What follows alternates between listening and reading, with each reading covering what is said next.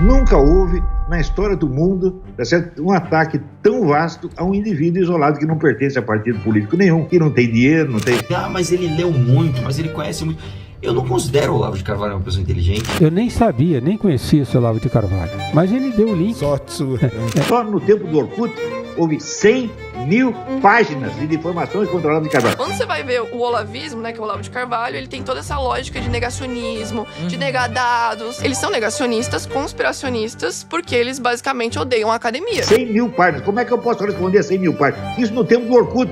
E o que veio depois foi muito mais. Eu considero um reacionário, um retrógrado, um cara a favor de arma. Ele que vai falar com a filha, né? Primeiro resolve o teu caso com a tua filha! Eu vou queimar toda esta merda aqui que eu li, né, que eu comprei e li, porque eu não quero mais este lixo na minha casa. A maioria das paradas que ele falava lá pra mim, na verdade, eram loucuras asquerosas, sabe? Se Deus teve piedade da alma do Olavo de Carvalho, eu tô suave, mano, na moral. É um negócio totalmente desproporcional e você faz de conta que há um equilíbrio dos dois lados. Você tá brincando comigo? Que palhaçada é essa?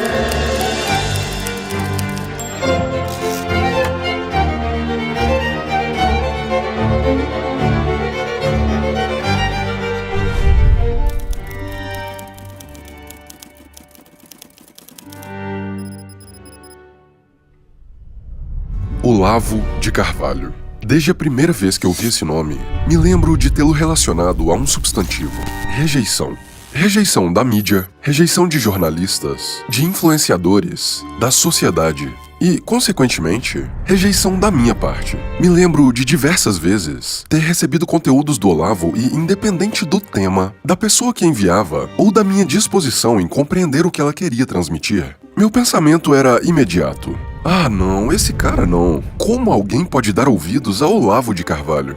A verdade é que eu não sabia muito sobre ele. Tudo o que eu enxergava eram pessoas de esquerda odiando ele, pessoas de direita odiando ele, e sempre que eu ouvia esse nome, era relacionado a alguma polêmica. É uma figura tão controversa que só o fato de você defendê-lo na internet pode gerar uma reprovação massiva do seu público. Então, é claro, aqueles que decidem fazê-lo, mas não têm culhões para se posicionarem com convicção, pisam em ovos. É algo como, olha, eu vou defender o Olavo nessa questão, mas... A maioria das paradas que ele falava lá pra mim, na verdade, eram loucuras asquerosas, sabe? Então, durante anos, meu pensamento foi: todo mundo odeia esse cara. Não tem por que eu dar ouvidos a ele. Eu simplesmente bloqueava qualquer possibilidade de absorver um texto, um vídeo ou uma fala de Olavo. Foi só quando ele morreu em abril de 2022 que algo chamou a minha atenção.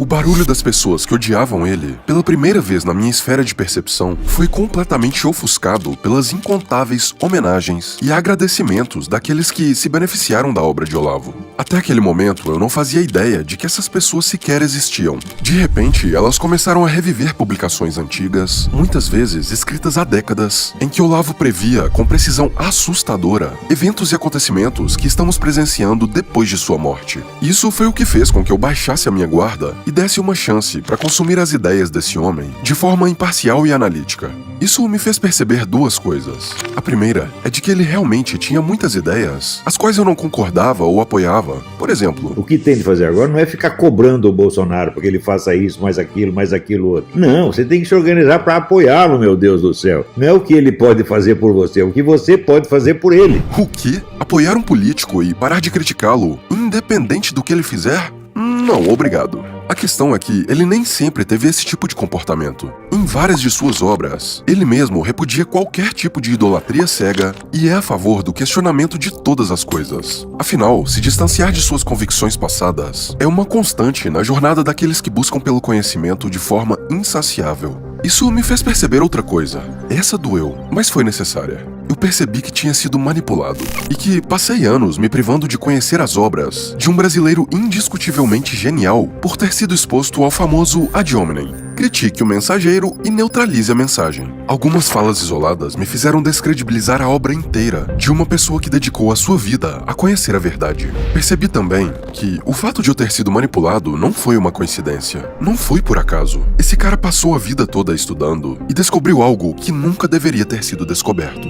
algo que incomodou e ativou os gatilhos perversos do sistema contra ele. Os erros que ele cometeu em seus últimos anos de vida foram o suficiente para que muitos de nós acreditássemos que não deveríamos dar ouvidos a Olavo de Carvalho pelo simples fato de ele ser Olavo de Carvalho.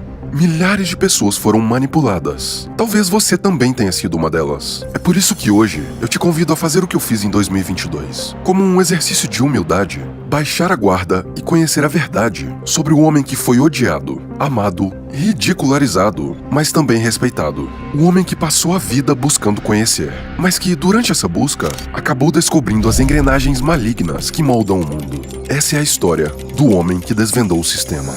Mas o sistema, parceiro...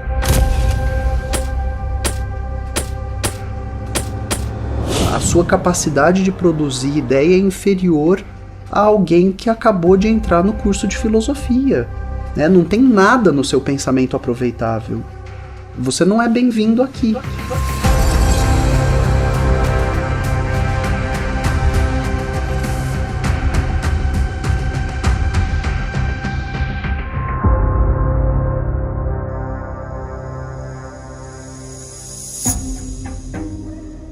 Se perguntasse assim, o que você quer ser quando crescer, eu diria, eu quero ser o sujeito que entende o que está acontecendo.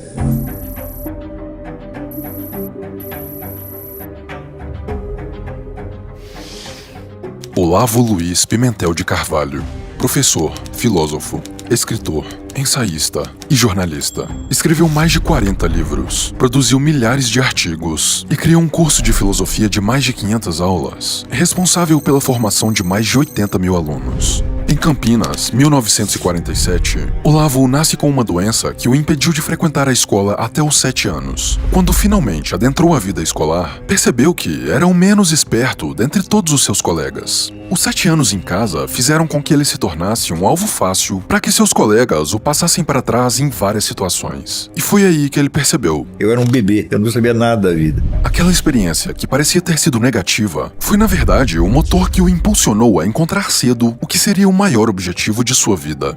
E daí veio a verdadeira obsessão de entender o que está acontecendo. Obcecado em deixar de se tornar alvo de seus colegas, Olavo passou a observar o comportamento deles para se tornar um pouco mais astuto. O que ele ainda não imaginava era que essa prática seria sua companheira pro resto da vida. E a minha vida inteirinha foi isso.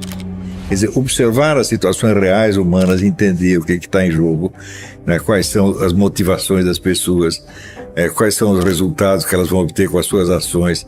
E entender, então, o processo da vida humana no seu sentido mais concreto, direto e pessoal, por assim dizer. Na verdade, foi só isso que eu fiz a minha vida inteira.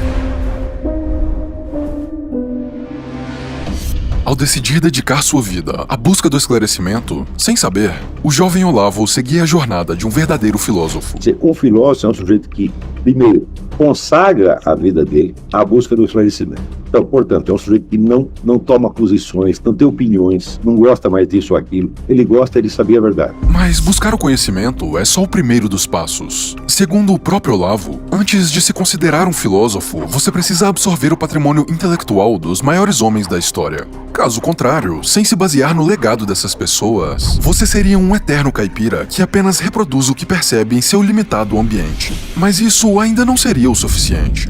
A filosofia não é uma disciplina escolar que você possa aprender tal como você aprende outras disciplinas. A filosofia realmente não é assim. Conhecer profundamente as ideias de Platão, Aristóteles, Sócrates, São Tomás de Aquino e outros pensadores é apenas a base para que você possa viver a filosofia. O ensino da filosofia consiste em inserir você nessa tradição e nessa prática. Ele não consiste em lhe transmitir certos conhecimentos. A transmissão de conhecimentos, ela está ali e é absolutamente indispensável, mas ela asseguro para vocês, ela é apenas 10% do trabalho. É um trabalho que se faz especialmente na consciência do indivíduo. Ou seja, antes de poder se considerar um filósofo, Olavo precisaria percorrer um longo caminho. Não só de conhecimento intelectual, mas também da ampliação e o fortalecimento da própria consciência. Não entendeu nada? Então só guarde esse ponto. Daqui a pouco vai fazer sentido. Você vai entender como o fortalecimento da consciência foi o que fez de Olavo um homem imparável em seus objetivos. Mas é claro, não sem antes absorver todas as correntes de pensamento. Isso leva um tempinho. Coisa boba. Algo como 20 ou 30 aninhos lendo 100 livros por ano já resolve. Aristóteles dizia que toda discussão filosófica parte das ideias dos sábios. Bom, a aquisição das ideias dos sábios leva uns 20, 30 anos. Nesse período você está numa bela confusão. Confusão. Essa palavra retrata o que foram as primeiras décadas de estudo em que, na busca por respostas, Olavo decide não só estudar, como também vivenciar as mais variadas correntes de pensamento. Quais são as influências intelectuais que eu recebi desde o início? São mais de 30. A cada uma dessas eu me abria sem nenhuma desconfiança, sem nenhuma reserva, sem nenhuma prevenção. Vivenciava aquilo durante algum tempo e depois superava e ia integrando aos poucos na minha visão de conjunto. Uma das primeiras correntes filosóficas vivenciadas por ele foi o marxismo. Sim, o comunismo em sua essência. Quem me cooptou para isso foi um sujeito, jornalista da Última Hora, e ele, com as conversas dele, me convenceu a entrar para o partido, que era a única entidade que estava lutando contra a ditadura. Eu achei que devia também. Em busca de fazer o bem, acabou sendo cooptado pelo mal. O primeiro conteúdo marxista que leu foi uma coletânea de vários autores organizada por um francês. Quando diz que estudou e se abriu para todas as correntes de pensamento, Olavo não estava de brincadeira. Ele viveu e experienciou o comunismo. Chegou inclusive a morar na mesma casa que José Dirceu, figura ícone da esquerda no Brasil. E como um bom filósofo, Olavo só criticava o que estudou e compreendeu profundamente. Então, acredite, tudo o que veio a seguir foi porque de comunismo ele entendia muito bem. Então o partido é isso. Eu me afastei daquilo por motivos morais, não políticos, né? Essa gente simplesmente não presta.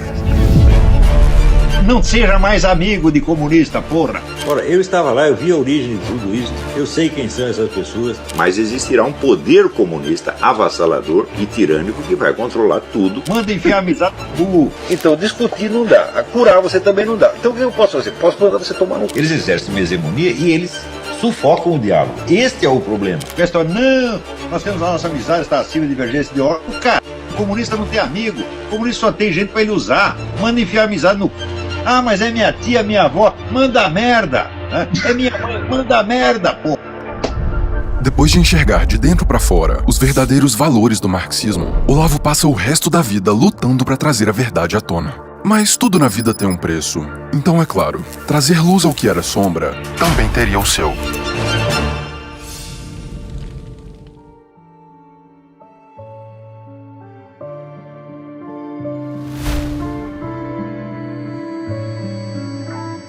A experiência de ter sido manipulado pelo partido deixou evidente que ele ainda não entendia como as coisas funcionavam. Portanto, vivenciar e se expor a outros dogmas e visões de mundo era o único caminho disponível na busca pela verdade.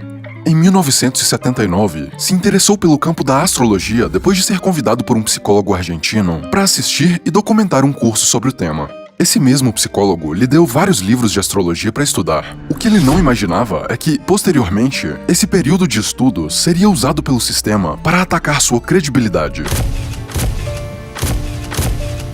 A verdade é que ele não tinha qualquer intenção de se tornar um astrólogo. Tudo o que fez foi estudar a respeito de seus interesses. Mas dono de uma mente brilhante, isso foi o suficiente para, durante um período, torná-lo um nome conhecido no campo da astrologia brasileira. Olavo é astrólogo. Vamos lá, né? Eu fiz medicina. No segundo período da faculdade, eu estudei bioquímica. Bioquímica tem uma certa importância porque eu faço na vida, né? Sou médico. Agora, você não pode dizer que eu sou bioquímico porque eu estudei bioquímica. Você não pode dizer que eu sou biofísico porque eu estudei biofísica em algum momento. Você não pode dizer que eu sou matemático porque eu estudei matemática na 4ª série. Isso parece uma coisa tão óbvia, né? E da mesma forma que o interesse pela astrologia surge, ele também desaparece. Não demora muito até que Olavo perceba as limitações e complexidades do tema. Rapidamente ele sente que o foco da astrologia se desvia dos aspectos científicos e teóricos para o sensacionalismo e decide deixar o tema de lado. Mais uma etapa da busca concluída. Ano após ano, década após década, o objetivo continuava o mesmo: se abrir para todas as correntes de pensamento em busca da verdade. Eu acho que eu já me abri a todos os gurus que existem, né?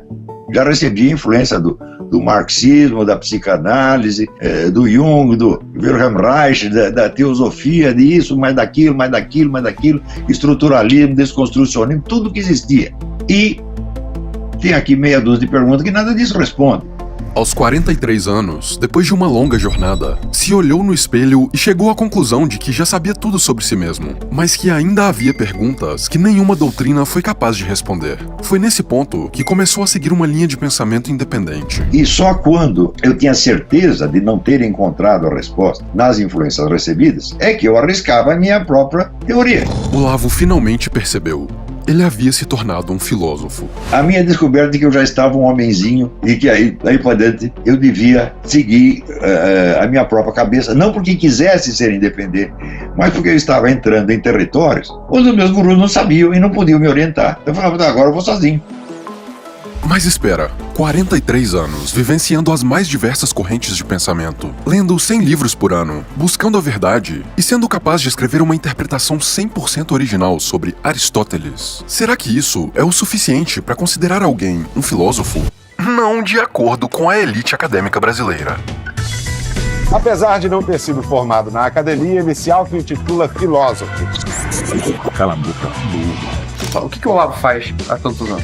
Filosofa e ensina filosofia. Eu estudei o assunto, você não. E aí o pessoal pergunta assim, mas e o diploma? O que o diploma tem a ver com isso? Ele é um filósofo autoproclamado. Filósofo é quem tem um diploma da USP, né? Marilena Chauí. De acordo com essa elite, antes de se intitular um filósofo, o sujeito teria primeiro que conseguir um diploma acadêmico. Por isso, consideravam Olavo um mero charlatão. Bom, se o curso de filosofia da USP é o que diferencia um filósofo de um charlatão, aqui vai uma lista dos maiores charlatões da história. Sócrates, Aristóteles, Platão, Confúcio, René Descartes, Tomás de Aquino, Voltaire, Hegel, Schopenhauer, Nietzsche, Kant, Maquiavel. Mas sabe quem não é charlatão? Guilherme Pereira. Professor, ator, youtuber, comediante e drag queen brasileiro. O Olavo de Carvalho passa os anos 90 inteiro tentando alguma penetração acadêmica no campo da filosofia. E a academia brasileira, do Oiapoque ao Chuí, fala: desculpa, mas a sua capacidade de produzir ideia é inferior a alguém que acabou de entrar no curso de filosofia, né? Não tem nada no seu pensamento aproveitável. Um charlatão sem diploma que foi premiado pela Universidade de Al-Azhar, pelo Reino da Arábia Saudita por uma obra sobre Maomé, sem contar as condecorações como a Medalha do Pacificador, distinção honorífica da Ordem Nacional do Mérito da Romênia, Medalha do Mérito do Santos Dumont, Medalha Tiradentes e também da Ordem do Rio Branco. Dizer que Olavo tentou entrar no meio acadêmico é como dizer que um padre pediu bênção a coroinhas. A verdade é que ele nunca teve qualquer interesse em diplomas e inclusive tinha motivos sólidos para desprezar a academia. Quando um cara se diz filósofo porque ele tem um diplominha, ele é um vigarista. O motivo pelo qual ele questionava a supremacia do diploma e de toda a elite intelectual brasileira está descrito no best-seller que o tornou nacionalmente conhecido, O Imbecil Coletivo. A denúncia feita no livro é a de que, ao invés de promover o pensamento crítico e a busca pela verdade, a estrutura acadêmica serve de instrumento para a disseminação ideológica. A universidade é uma instituição criminosa, ela vive de roubar dinheiro público e gastar para fazer besteira. Quer dizer, a escola no Brasil é um pesadelo. Ela não te ensina nada e ela não te dá meios de ascensão social, ela é uma fraude completa. Eu já disse, discordo de muitas das coisas que ele falava, mas se tem algo que concordo plenamente com Olavo, é a ideia de que o Estado desempenha um papel fundamental na formação de completos imbecis. O erro essencial é a ideia de que o governo federal tem que educar a nação. O governo não tem que educar ninguém, minha gente, é a sociedade que tem que se educar a si mesma. O Brasil tem 200 milhões de habitantes, por que só meia dúzia de gênios iluminados vão ter ideias certas e dizem, olha, o programa educacional tem que ser esse aqui? Pensa bem, qual incentivo o Estado tem para fornecer educação de qualidade que questione a verdade? Que tipo de população é mais fácil de manipular, enganar, roubar e controlar? Aquela composta por indivíduos com pensamento crítico? Ou talvez aquela formada por imbecis, incapazes de saber em que planeta vivem? Planeta que a gente vive, planeta, qual planeta a gente vive? Ô moço, não sei não, viu? Na Terra. Não? Me fala agora em que planeta que fica localizado a Coreia do Norte. Que planeta? Coreia do Norte. Isso. Não a do Sul. Em que planeta que fica localizada a Coreia do Norte? Coreia do Norte. Tem uma dica? Uma dica? Tem. Em que planeta que a gente vive? Planeta Terra. Essa é a dica. Cara, eu sou péssimo nisso, nunca fui bom em geografia, cara. Aos olhos do Estado, a sociedade ideal é aquela perfeitamente dócil, conformista, facilmente manipulável. Enxergar esse conflito de interesses foi a gota d'água para que Olavo tomasse uma decisão. Um ponto sem retorno. Uma decisão que o tornaria um guerreiro solitário. Um inimigo declarado do sistema.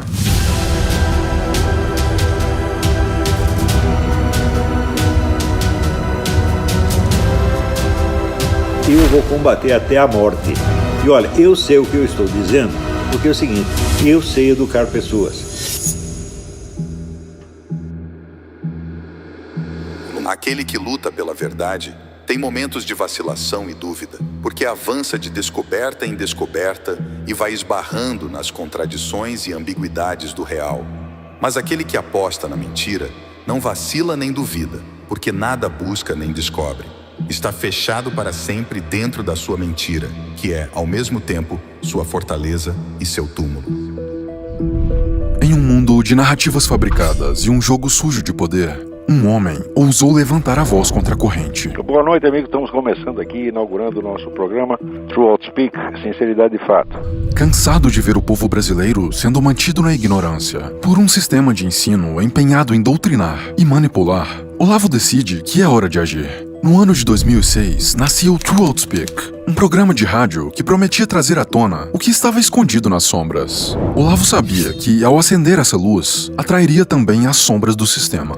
Como George Orwell profetizou, em tempos de engano universal, dizer a verdade se torna um ato revolucionário. Mas nessa revolução estava um homem, um guerreiro solitário armado apenas com suas palavras. Eu já expliquei e vou explicar de novo. Planos de governo mundial existem e estão em execução, mas não é um plano só, não é unívoco, tá certo? Você tem pelo menos 3 planos em concorrência. Você tem este da nova ordem mundial, você tem o plano do Pacto de Solidariedade de Nanquim e você tem todo o projeto islâmico, que é um projeto globalista já de muitos séculos. E você tem ainda o que eles chamam Novo Século Americano, que não é bem um projeto de governo global, é um projeto global, mas não de governo global. A decisão de começar seu próprio projeto de educação fez com que a narrativa oficial fosse questionada por milhares de pessoas que, pouco a pouco, começaram a enxergar as engrenagens malignas do sistema. Olavo rapidamente percebe que os ouvintes do True Outspeak se mostravam sedentos por conhecimento. Enxergou neles um potencial de contrabalancear a narrativa da elite intelectual já estabelecida que servia ao establishment. Então, em 2009, ele aceita a missão entregue por sua consciência e cria o COF, curso online de filosofia. O curso rapidamente se tornou um oásis no deserto intelectual que era o Brasil. Com mais de 500 aulas, o COF pouco a pouco atraía o que viriam a se tornar 80 mil mentes que buscavam mais do que meras respostas pré-fabricadas. Aquelas pessoas buscavam por propósito. Elas buscavam pela verdade. Munidos de ferramentas para o pensamento crítico, os alunos de Olavo começaram a desafiar as narrativas dominantes. E esse movimento não passou despercebido. A verdade é sempre uma ameaça para aqueles que já estão no poder. É por isso que, a cada crítica, a cada questionamento, a cada denúncia, se formava um cenário inevitável. A guerra contra a liberdade do pensamento começa. Turbada de fascista. Olavo é nosso guru da direita, né? Será que tem hora que extrapola um pouquinho? Charlatão. Eu acho que no caso do Olavo não tem o que ser refutado, porque o Olavo não leu nada. O que eu vejo muito é que o Olavo fez um empoderamento dos idiotas. O Olavo de Carvalho, como eu disse, ele é um antifilósofo, ele é alguém que destrói o conhecimento, ele é alguém que manipula e distorce o conhecimento, ele enfrenta o conhecimento. À medida em que o tempo passava, os ataques dirigidos a Olavo e seus alunos se intensificavam. Mas existe um padrão. Quase todos os ataques eram direcionados ao mensageiro, não à mensagem. Uma estratégia antiga descrita por Maquiavel, o assassinato de reputação. Em sua obra mais conhecida, Maquiavel argumenta que, para um governante manter o poder, é necessário ferir a reputação de seus opositores. Refutar ou debater com Olavo era uma tarefa extremamente desafiadora. Então, ao invés de contra-argumentar, a estratégia era criar uma campanha sistemática de descredibilização da pessoa por trás daquelas ideias. Uma coisa é ser cancelado por uma turba, por um secto de imbecis em redes sociais. Outra coisa é você perceber que, por exemplo, a mídia nacional, os intelectuais nacionais, as universidades, ajudam a te cancelar.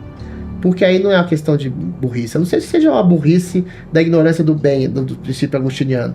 aí é má fé. A gente meio que é condicionado a acreditar na primeira opinião que a gente viu a respeito de um tema, alguém ou algo. Portanto, quando alguém chega e contradiz aquilo, a gente pensa que o sujeito é errado. O sistema se aproveita disso e coloca títulos falsos, afirmações falsas e fazem a gente acreditar que um sujeito é mau, que uma situação é ruim, quando na verdade isso é a nossa natureza sendo utilizada contra a gente. Por isso que eu sempre digo, leiam muito para não serem enganados. Mas com todos esses ataques, todo o ódio e o assassinato de reputação, por que continuar? Por que seguir até o fim de sua vida falando sem filtro tudo aquilo que pensa? Não seria mais fácil moldar seu discurso com palavras mais sutis? Ou quem sabe até mesmo, simplesmente parar de se expor e seguir a vida de forma tranquila? Esse seria o caminho mais lógico, um atalho até a paz, disponível para quase todos aqueles com senso de autopreservação, mas não para Olavo. Lembra do que eu falei mais cedo sobre o fortalecimento da consciência? Foi isso que fez dele um homem imparável em sua missão. Ele tinha motivações que, à primeira vista, não fazem qualquer sentido para a maioria de nós. E esse é o ponto. Se você quer mudar o sistema, você é escravo dele. Está vivendo em função dele. Então o importante não é mudar o sistema, é você criar um outro sistema para você mesmo. E dizer, eu vivo no meu sistema. O seu é irreal. Ou seja, estão todos vivendo uma peça de teatro e eu saí da peça de teatro. Ou seja, eu não reajo de acordo com as pautas de conduta que são as suas, as minhas motivações não são as suas, vocês não vão compreender o que eu estou fazendo e eu estou pouco me lixando se vocês compreendem ou não. Para entender o que isso significa, precisamos antes compreender uma das maiores contribuições que Olavo deixou, as 12 camadas da personalidade.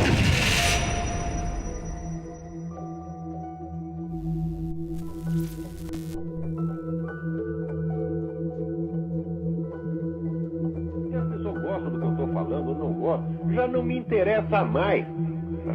Eu me interessava por isso quando era jovem, precisava da aprovação dos outros. Agora eu tô velho, eu quero que... Olha, a aprovação enfia no rabo, tá entendendo? Pega o seu aplauso, a sua crítica e enfia no rabo. Eu tô falando as coisas por um dever, porque eu estou vendo. Eu estudo essas coisas, eu tenho a documentação, tenho os fatos. Eu tenho obrigação de falar, por quê? Porque um dia eu vou morrer e vou pro juízo final e Deus vai perguntar, o que você fez com os talentos que eu lhe dei? No cerne da filosofia de Olavo está o conceito das camadas da personalidade, uma estrutura que ele usou para decifrar os diferentes níveis da consciência existentes na experiência humana. Segundo ele, nossa personalidade é como uma cebola composta por 12 camadas que vão desde as mais superficiais, aquelas relacionadas ao ego e aos desejos primitivos, até as mais profundas, alcançadas por aqueles que deixam de se preocupar com o mundo dos homens e fazem de sua vida uma busca pelo divino. O critério para você saber em que camada está é perguntar assim, aonde dói? O que me ofende e me magoa profundamente?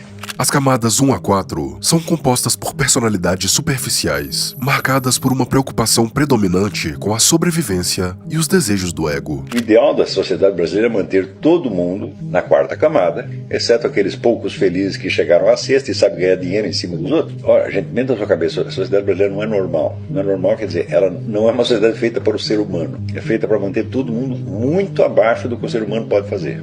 A conquista da maturidade no Brasil é quase impossível. Por quê? Porque você não encontra similares com os quais você possa dialogar no mesmo nível. Aqueles que conseguem continuar evoluindo sozinhos vão enfrentar uma solidão monstro. Quer dizer, além de passar de uma camada para outra, eles vão ter que desenvolver uma capacidade extra de suportar essa solidão. As camadas 5 a 7 são consideradas as de transição. Elas marcam o começo da jornada interior em que, na 5ª, o indivíduo começa a desenvolver autoconsciência e na 7ª já reconhece a importância do propósito e dos valores pessoais inegociáveis. Quando as pessoas estão inseguras e com medo, a preocupação de fazer a coisa certa nunca aparece na mente dela. A primeira preocupação é assim, como que eu vou me preservar? Ora, nós sabemos que se preservar é impossível, que a vida é constituída de riscos o tempo todo. Fazer a coisa certa é possível, preservar-se não é possível. Tá certo? Então aqueles que resolvem arriscar e fazer a coisa certa, acabam fazendo alguma coisa e adquirem ao longo da vida, ao longo da sucessão dos seus atos, uma história e um senso de identidade. A 8ª camada é marcada pelo despertar espiritual. A partir desse ponto, a pessoa entra em uma jornada mais elevada da evolução da consciência. Sofrimentos, anseios, prazeres e dores. A busca por benefícios materiais e coisas mundanas se torna cada vez menos relevante. Se você não entende que você é uma alma imortal, que esta vida é apenas como dizia o Bruno Tolentino, é apenas um rascunho, então você vai dar muita importância a benefícios que você pretende obter desta vida e você vai perder força. Porque este é o truque. Quando a igreja diz que a alma tem 3 inimigos, o mundo, o diabo e a carne, o que é a carne? A carne é a tendência que você tem de achar que aquilo que afeta você sensorialmente é o mais importante, é a realidade mesmo. Esse é o primeiro engano. Bom, o diabo você sabe o que é. O diabo é o tentador e acusador. E o mundo o que é? É o mundo do falatório. É a sociedade humana que vive te oferecendo vantagens e prometendo mundos e fundos que jamais vai realizar. Então, se você não cair nesses 3 engodos, você está preparado para essa luta. Se você não tem o sentido de servir a alguma coisa que é infinitamente maior do que você, e saber que se você perder a vida nisso não tem importância, se você não tem isso, você não pode lutar.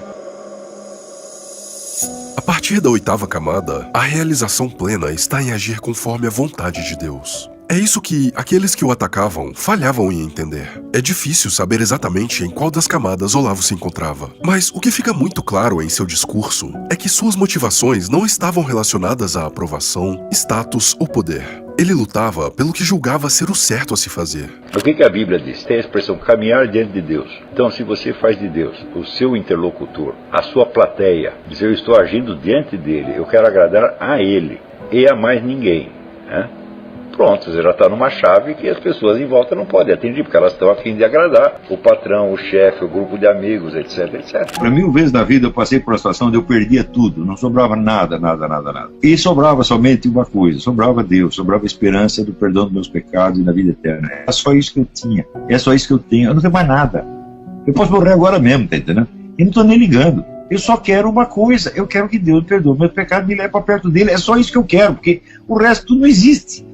O resto tudo vai passar. Aos 74 anos, odiado por muitos e amado por poucos, Olavo deixa este mundo como uma figura controversa, mas indiscutivelmente influente. Morreu ontem, aos 74 anos, o escritor Olavo de Carvalho. Nota de falecimento. Nota 10! Nota 10! Um homem de paradoxos que, para alguns, seguia um projeto perverso de poder, mas para outros, vivia um propósito divino. Na minha visão pessoal, seu maior defeito foi subjugar intelectualmente seus alunos e não aceitar ser questionado. Sempre que era contrariado, se irritava e rapidamente perdia a razão na discussão. Fora isso, o vejo como um ser humano, falho, imperfeito como todos nós, mas que inegavelmente viveu até seu último suspiro tentando fazer o que acreditava ser a coisa certa. Onde quer que ele esteja, certamente chegou lá sem arrependimentos. Agora você diz, ele foi ideólogo da direita. Vai merda, pô, qual é? Ideólogo é a mãe, e direita também. Eu quero ser lembrado exatamente pelo que eu fiz. Eu eduquei uma pá de gente, essa pá de gente está educando o Brasil. Era isso que eu queria fazer, pô. Deu certo.